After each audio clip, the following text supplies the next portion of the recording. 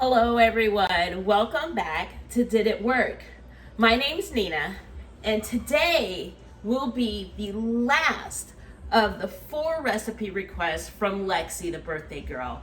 This is the last weekend of October, and her birthday month will officially be over. And today, her last request is potato soup. So let's go ahead and get started. So the first thing I'm going to start is with my pan, just a regular pan, and my fire on medium high, and I'm going to make a roux. So I'm going to use 2 tablespoons of butter and 2 tablespoons of flour in order to get my roux made. And I'm just going to mix those up until they come up to a nice thick consistency. As I go, I will show you what the inside of my pan looks like so you can have a visual on this. So the funny story with this potato soup is, as kids, they were very, very reluctant to eat this potato soup the first time that I made it. I remember making it, and I believe when I made it, I garnished it with shrimp, bacon, and cheese. Normally how I garnish my potato soup, FYI. And I made it, and just the look of it, they were just like, I don't like it. And I was just like, okay, you don't like it, you don't have to eat, because that was the rule in my house. If you didn't like what I was cooking, you don't eat. I was never the mom to make 5 different meals for kids, so wasn't happening. And so I went ahead and made me some, and I'm sitting up there and I'm eating, and Matthew comes in, and Matthew was always that kid that if he saw me eating something, he had to have a taste of it. I'm gonna show you what this looks like right now. See what this has got right now? This is what I've got right now. And I'm gonna let the flour cook out just a little bit longer, and then I'm going to add some milk. So he comes up and he's like, Mom, can I have a bite? He opens his mouth and I get some. I put in his mouth, he gets a bite. Can I have some? This is the same food that an hour ago no one wanted to eat.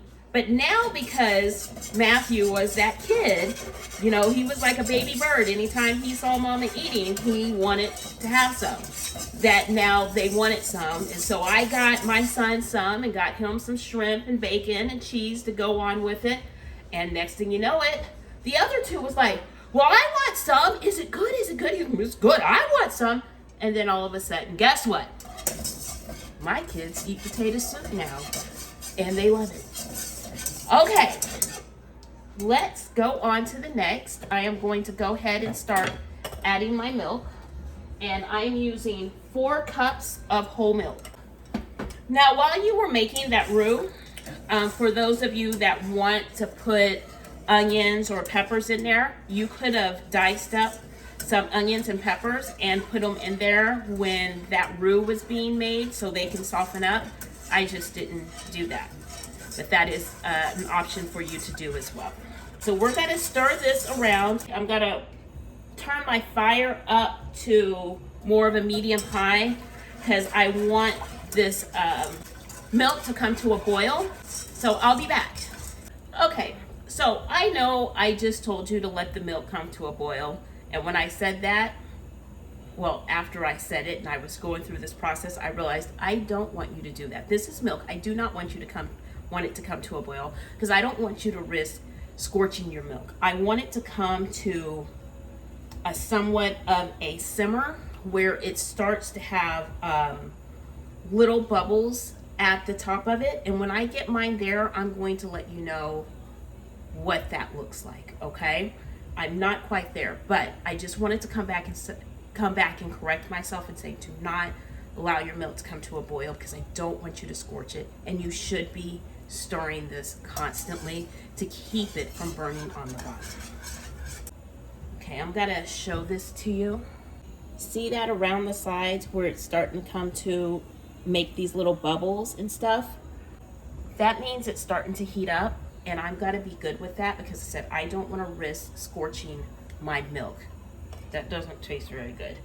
So next I'm gonna take 6 cubes of chicken bouillon and I'm gonna put in there, and I did crush my cubes up already, and I'm going to stir that in. How much you will use will vary as we taste, because we will taste this here in a little while. If you need more, we can put more, so don't over put. I'm also going to put my other 2 tablespoons of butter in here, and then I'm gonna stir this and let that butter and stuff melt real quick, and let that bouillon kind of blend in there a bit. You can see in there, I'm gonna let you see. You see it's got a little bit frothy in there. That's good. This is what I want. So I'm happy with that. And so since I've got that frothiness going on in there, I'm gonna go ahead and turn my fire back to a medium, because I don't want that milk to scorch. My butter has disappeared, so it's melted. So next, it's time for my potatoes. And I cut up about 8 medium-sized potatoes. To be more exact, I actually cut up a full 5-pound bag of potatoes. Cut them up into cubes. And now I'm just going to put them in here. Be careful, do not burn yourself. I did cube these, and I did rinse these off. Do you see how I still have a lot of my potatoes sticking out over that? I'm gonna add more milk. I need to keep my cabinets shut, don't I? Just so those potatoes are covered. Going to stir again. Get that all incorporated up in there. And you are correct with your next thought. I've got to taste it to see how my seasonings are doing right now. And I'm only tasting the liquid because the potatoes haven't even begun to cook. I want to be able to taste the bouillon flavor, because that's what's going to be flavoring my potatoes as they cook, are those bouillon cubes. And I want a little bit more flavor in mine, so I'm going to put 2 more cubes in there. Again, I'm breaking up my bouillon cubes, by the way. This is flavored to your taste buds. I want more bouillon cubes. If you're worried about the sodium, the salt part of it, you can buy low sodium bouillon cubes. Though I probably should be more worried about my sodium, I am not using low sodium. And I'm going to stir again. I'm gonna do another taste. Okay, I am good with that. So next thing that I'm gonna do is I'm gonna make sure that this is on medium. I'm gonna take my lid and I'm going to cover it. I'm going to check it frequently, and I'm going to stir it because I don't want my milk to burn on the bottom of my pan. I'll be back.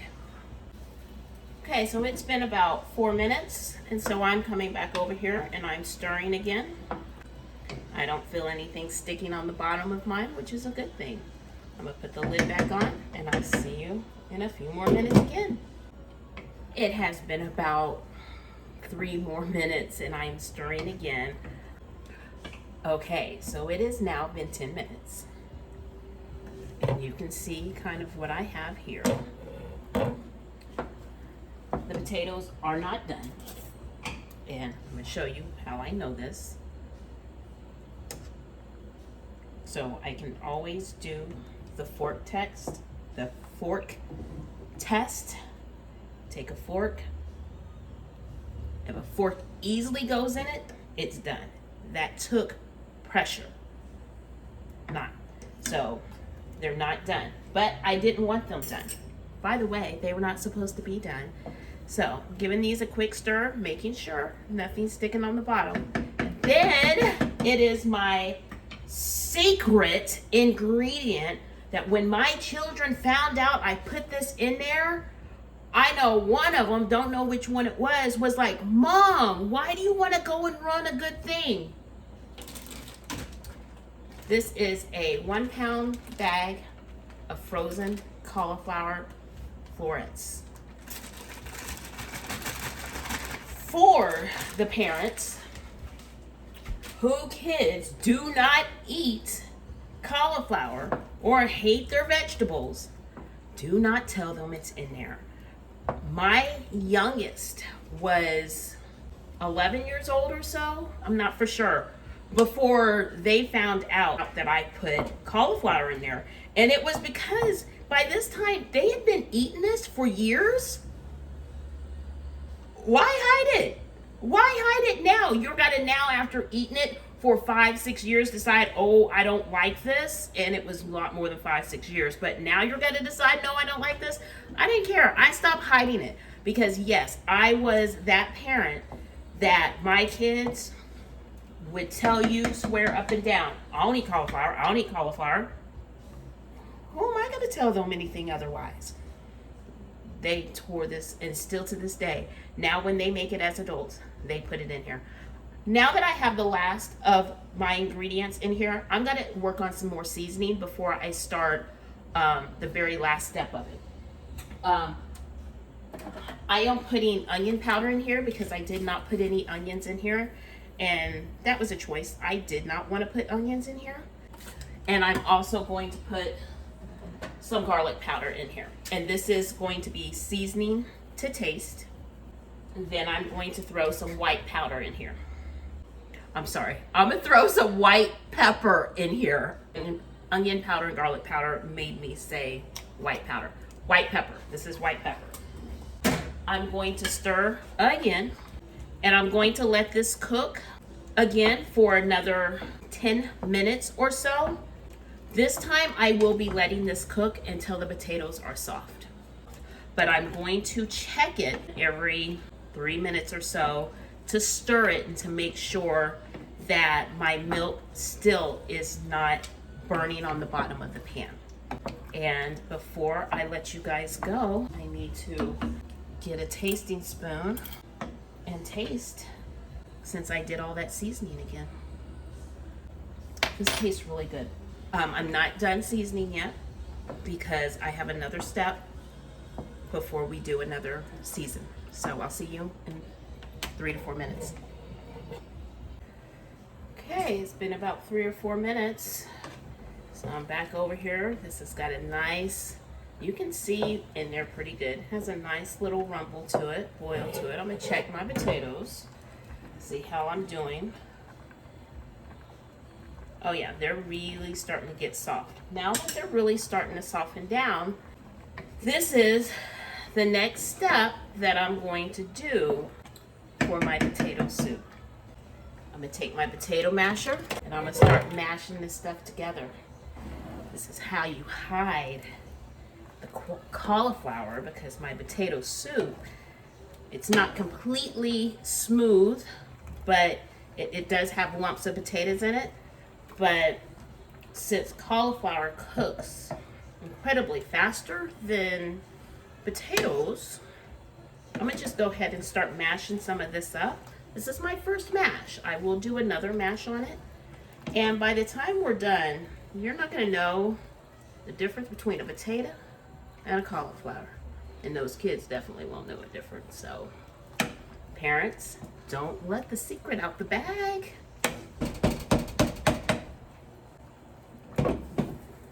Okay, it's been about another 3 or 4 minutes that I've got, and I'm over here stirring.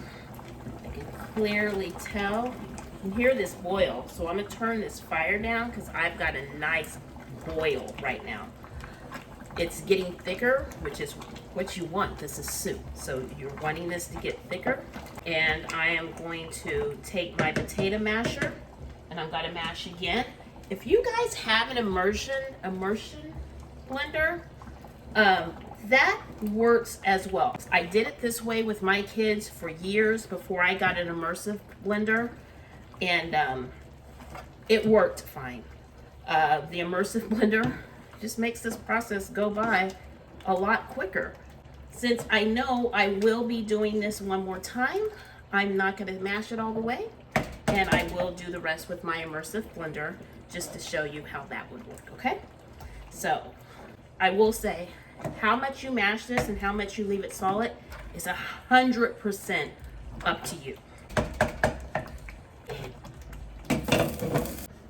Okay, Okay, so this is my last leg. Still got a nice boil on that, even though I turned it down to low. My immersive blender, I did go ahead and bring it out. So let me show you what I have so far. So far all I've used is the masher, and this is the thickness that I've got from this so far, which is a really good thickness for a soup. We're not done adding liquids, by the way, so don't panic. So depending on whether or not you say this is as matched as you want it, okay, don't do anything else. I'm just gonna show the emulsive blender, emulsion. I don't know what this thing is called, but I'm gonna show it. So you just put it in there and turn it on. And you just move it like this. If you do it this way, you only need to do it once because you can get it all done at one time. Okay, that's all I'm going to do. I'm gonna go ahead and turn my fire off because you see this is really, really bubbling. Okay, the last step is I'm gonna take 1 cup of half and half. Woo! See that bubble that just popped there? I'm glad I wasn't near that. 1 cup of half and half, and I'm gonna pour this in here. Now, the thing is, if this is thicker than what you want, either put more half and half in here, put more milk in here, put more cream in here, put more liquid in here to thin it out to the consistency that you want it. That is a personal choice. My kids and I tend to like ours to be on a thicker side. We used to also get, especially around football season, you can get those oval bread. We'd hollow them out, put them in the oven, harden the crust a little bit. We would do soup bowls. And we liked ours to be a little bit thicker to do that, because if you got a real thin soup and you put it in soup bowls, it just absorbs up into the bread. Now I am going to put a little bit more liquid in here, and I'm gonna choose to use heavy cream. Pour a little bit of that in there. And then I'm gonna stir it back up. Careful stirring so that you don't splatter it everywhere.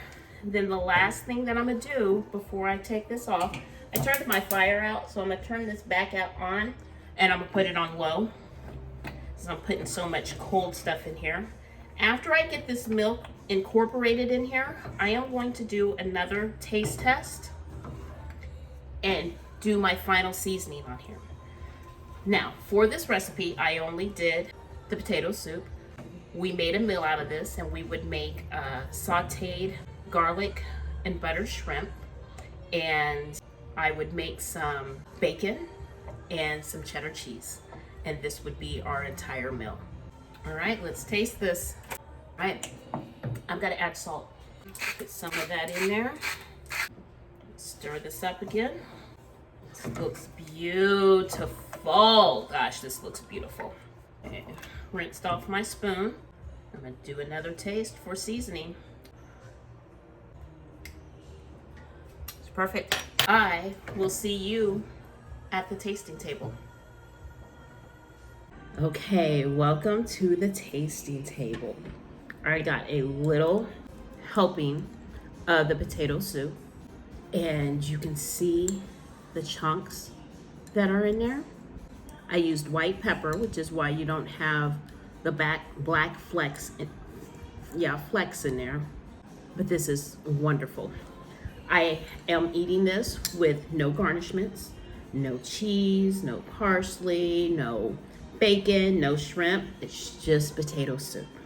Let's see how this came out.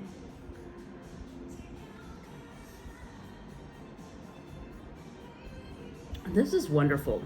It is just creamy because this is milk based, so this is very creamy.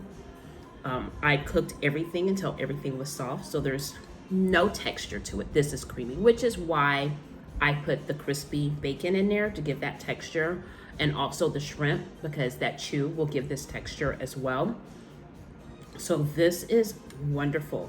The cheese, I always love putting the cheese in there. I didn't do it because I want this soup to stand on its own, and it would stand on its own. If I was forced to eat this without any garnishments, I would eat this and I would be happy. But yeah, you can garnish this with anything. The young ones made this a couple of weeks ago, and they made it with chicken.